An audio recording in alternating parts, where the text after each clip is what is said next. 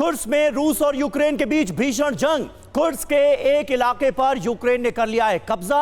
Ukraine की सेना ने यहां पर बाकायदा अपना झंडा फहरा दिया है। बाकायदा कब्जा किया गया है रूस के एक बड़े इलाके पर और यहां पर यूक्रेनी फौज ने अपना झंडा फहरा दिया है। ये देखिए तस्वीरें TV9 भारतवर्ष पर, ये एक्सक्लूसिव तस्वीरें उसी कुर्स्क के इलाके से आपको दिखा रहे हैं जो रशिया का हिस्सा है, लेकिन इस पर यूक्रेन के सैनिकों ने अब पूरी तरह से कब्जा कर लिया है। जो जानकारी सामने आ रही है वो ये कि तकरीबन 1000 स्क्वायर किलोमीटर के इस पूरे इलाके पर यूक्रेन का कब्जा हो गया है और यूक्रेन ने यहां पर अपना झंडा लहरा दिया है।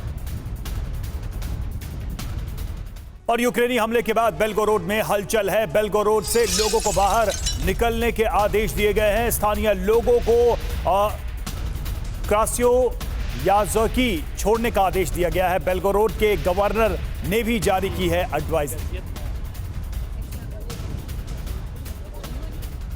और अगली बड़ी खबर देखिए, ज़ैपोरिज़िया एटमी प्लांट से जुड़ी सामने आ रही है। ज़ैपोरिज़िया एटमी प्लांट को भारी नुकसान की खबर है।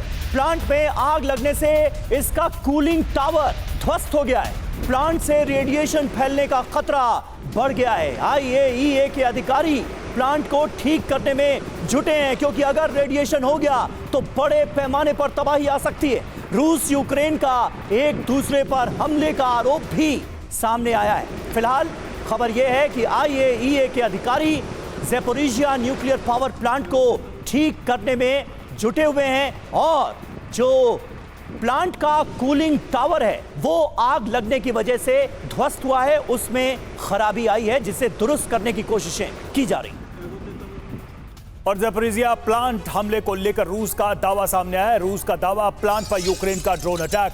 पश्चिम की शह पर कीव ने अपना देश नष्ट किया। पश्चिम ने यूक्रेन के लोगों को बर्बाद किया है, ये रूस की तरफ से कहा गया। और प्लांट को लेकर भी ये कहा गया कि ये ड्रोन अटैक किया गया है यूक्रेन की तरफ से प्लांट पर।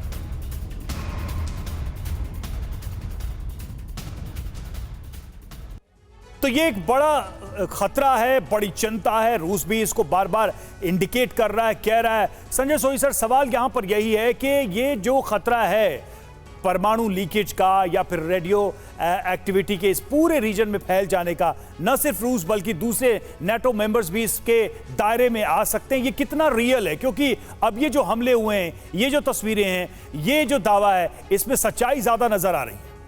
नहीं, बिल्कुल रवि, ये वाकई में काफ़ी चिंता का विषय है। देखिए, ये पहली बार नहीं, इससे पहले भी चेर्नोबिल में हमने देखा है कि किस प्रकार से जो न्यूक्लियर लीक हुआ था, एक्सीडेंट हुआ था, उसके द्वारा कितनी तबाही मची गई थी। जापान में भी देखा हमने, फुकुशिमा में जब न्यूक्लियर लीक हुआ था सुनामी के बाद, उसके बाद वहाँ पर कितना मुश्किलात हुए थे।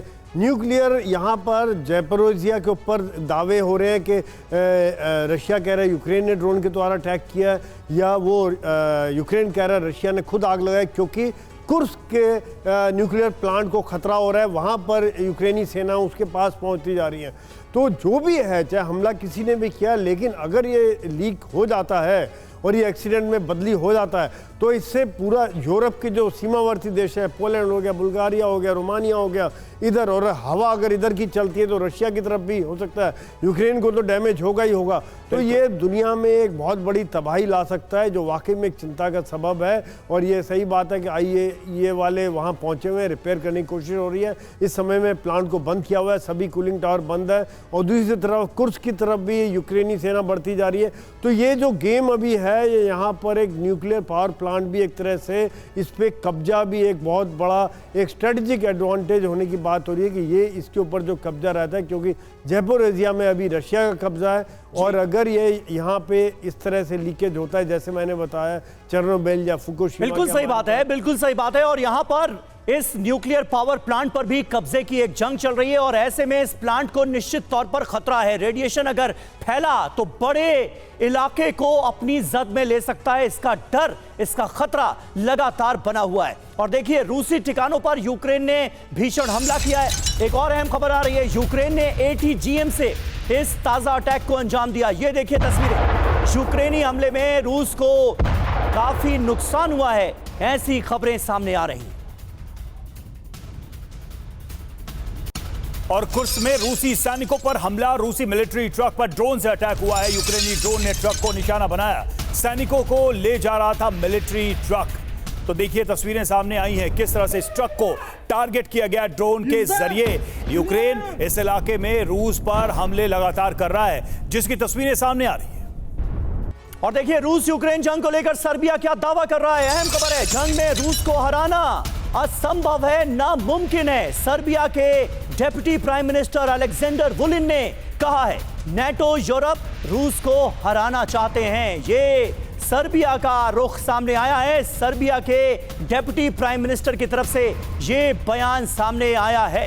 सुमित, सर्बिया का क्या रोल हो सकता है? सर्बिया साफ कह रहा है कि नाटो और पूरा का पूरा यूरोप मिलकर रूस को हराना चाहते हैं। और कुर्स्क में हुए हमले और कब्जे के बाद इस बयान की इंपॉर्टेंस क्या नजर आती है? देखिए, ये इस बयान में एक सच्चाई भी है, क्योंकि जितने भी कुर्स्क के अंदर आप देखें कि जो मर्सनरीज लड़ने के लिए आए हैं उसमें नाटो देशों के अधिकतर मर्सनरीज। और सबसे इंपॉर्टेंट बात है, आप कुर्स्क और ज़ेपोरिजिया की बात कर रहे थे, मैं आपको बताऊं कि ज़ेपोरिजिया और कुर्स्क एक इंपॉर्टेंट इसलिए क्योंकि ज़ेपोरिजिया को रूस के हाथों से छुड़ाने के लिए ही ये सारे ऑफेंसिव ऑपरेशन चलाए गए हैं। यूक्रेन लगातार ये बात कहता है कि रूस की सेना जो है, जो 2022 में इस पूरे प्लांट को टेक ओवर कर चुका है, वो इसको खाली करे। और नेगोशिएशंस का एक बड़ा इंपॉर्टेंट पॉइंट है दोनों देशों के बीच में, क्योंकि रूस इसको खाली नहीं करना चाहता और यूक्रेन पूरी कोशिश में है कि ये खाली हो जाए, क्योंकि ना सिर्फ ये एक बड़ा खतरा बल्कि पूरे यूरोप के लिए एक बड़ा आप कह सकते हैं कि पावर सप्लाई का काम ये कर सकता है। तो निश्चित तौर पर ये दोनों के बीच में